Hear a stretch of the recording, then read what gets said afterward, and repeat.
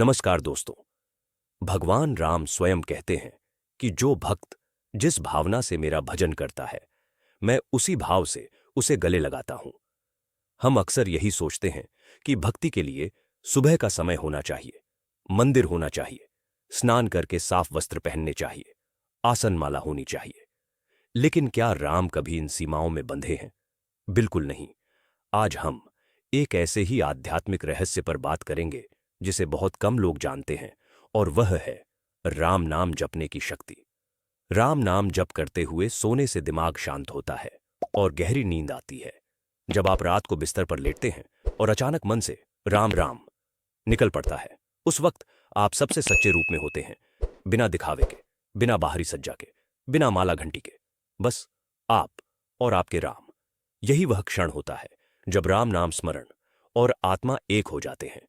क्या आपके साथ कभी ऐसा हुआ है कि दिन भर की थकान के कारण बिस्तर पर लेटे हों और बिना कुछ सोचे अपने मन में राम राम कहा हो, बिना किसी योजना के, बिना माला या मंत्रों के, बस ऐसे ही दिल की गहराई से निकली एक पुकार। शायद तब आपने ध्यान न दिया हो, लेकिन ठीक उसी क्षण जब शरीर स्थिर होता है, सांसें धीमी और मन एकदम शांत होता है, उसी पल आपकी आत्मा सबसे ज्यादा खुली, ईमानदार और भगवान के सबसे करीब होती है। तो आइए आज इस सरल किंतु रहस्यमय कथा की गहराई में उतरें और जाने कि जब आप बिस्तर पर लेटे लेटे राम राम कहते हैं, तो वास्तव में आपके मन के भीतर क्या होता है। हमें बचपन से यही सिखाया गया कि पूजा के लिए शरीर शुद्ध हो, कपड़े शुद्ध हों और जगह भी शुद्ध होनी चाहिए। लेकिन क्या वास्तव में भगवान इतनी शर्तों में बंधे हैं? अगर कोई बीमार इंसान दर्द से तड़प रहा हो और बिस्तर पर ही राम राम पुकारे, तो क्या उसकी पुकार व्यर्थ चली जाएगी? वह राम तक नहीं पहुंचेगी? कभी नहीं। शास्त्र कहते हैं कि भगवान केवल श्रद्धा भाव के भूखे हैं। बिना भाव के जब तब व्रत सब व्यर्थ है। सच्चा भाव हो तो लेटे हुए भी आप सीधे राम के दिल तक पहुंच जाते हैं। तो यदि आप बिस्तर पर लेटे हुए सच्चे मन से गहरी आस्था के साथ राम राम कह रहे हो, तो समझो आप सीधा राम के हृदय से संवाद कर रहे हो। क्या कभी चुपचाप लेटे लेटे राम नाम लिया है, बिना आसन के, बिना माला के?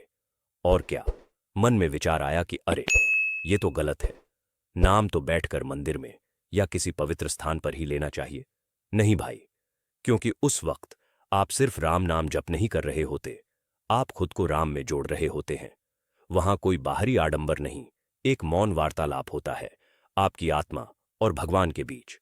जब दिन भर की दौड़ भाग, टेंशन, जिम्मेदारियां सब पीछे छूट जाती है, जैसे ही मन से अपने आप राम राम निकलता है, आत्मा शरीर को पार कर उस अनंत शक्ति से जुड़ जाती है जो अगले दिन फिर आपको नई ताकत देती है। बिस्तर पर लेटकर राम नाम लेना एक सबसे गहरी साधना है। जहां शरीर आराम करता है, आत्मा राम में लीन होती है। जिस नाम के साथ आप सोते हैं, वही नाम आपकी नींद को भी रंग देता है। वही नाम आपकी चेतना को जागते हुए भी पवित्र करता है और सोते हुए भी। राम नाम ना केवल आपकी आत्मा को छूता है, बल्कि आपकी स्वप्न अवस्था को भी निर्मल बनाता है। क्या आपने कभी यह महसूस किया है कि राम राम जपते जपते कब नींद आ गई, पता ही नहीं चला? और नींद कितनी गहरी, कितनी शांत, कितनी सुकून भरी थी। वो कोई सामान्य नींद नहीं थी, वो राम की गोद में ली गई नींद थी।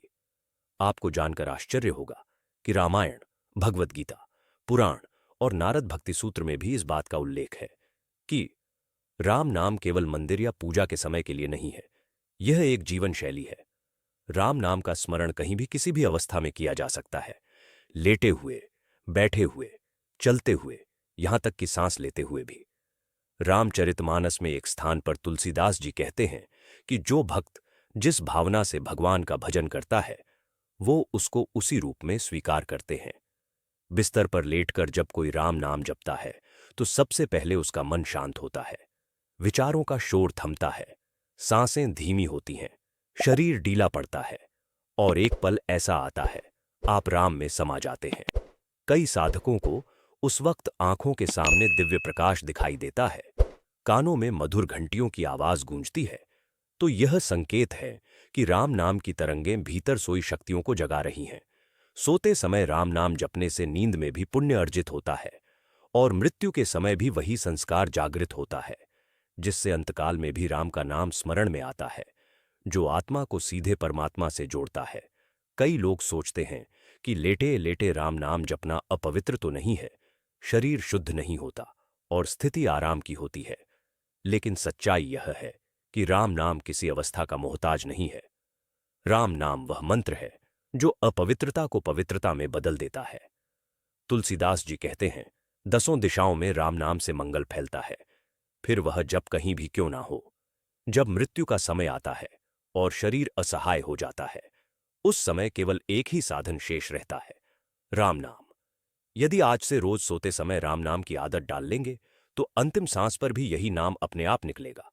इसीलिए अगली बार जब आप रात को थककर बिस्तर पर लेटें, दिन भर की सारी चिंता, सारी उलझनें एक तरफ रख दें, आंखें बंद करें और बहुत प्यार से धीरे धीरे कहें, राम राम, क्योंकि इस एक नाम में वह शक्ति है जो आपको भगवान से तक पहुंचा देगी। यही राम नाम की महिमा है। यह केवल मंत्र नहीं, जीवन का आधार है। शरीर भले ही विश्राम की अवस्था में हो, पर आत्मा हर राम नाम के उच्चारण के साथ प्रभु के एक कदम और करीब पहुंचती है। एक बार आजमा कर तो देखिए, फिर खुद सुनिए राम आपके मन में क्या कहते हैं। अब सवाल यह है कि बिस्तर पर लेटकर राम नाम जपना ठीक है? तो इसका सीधा और सच्चा उत्तर है हां, अवश्य करें, क्योंकि यह केवल एक विकल्प नहीं बल्कि एक वरदान है उस समय के लिए जब आपका शरीर थका हो या आप किसी कारणवश बैठकर जाप ना कर पा रहे हो। ऐसे में यदि आप लेटे हुए भी सच्चे भाव से लिया, एक राम नाम भी आपको उस ऊंचाई पर ले जाता है जहां केवल आपकी भावनाएं ही मार्गदर्शक होती हैं। आप यह मत सोचिए कि लेटकर नाम लेने से पुण्य कम हो जाएगा। भगवान उन बातों पर ध्यान नहीं देते, वह केवल आपका भाव, आपकी पवित्रता और आपकी श्रद्धा देखते हैं। इसीलिए आज से हर रात बिस्तर पर लेटते ही, चाहे सोने से पहले हो या रात में नींद टूटे, बस शांत होकर अपने मन में कहें राम राम। धीरे धीरे यह आदत आपकी आत्मा का स्वभाव बन जाएगी और अंतिम यात्रा में भी यही नाम आपको परम शांति की ओर ले जाएगा।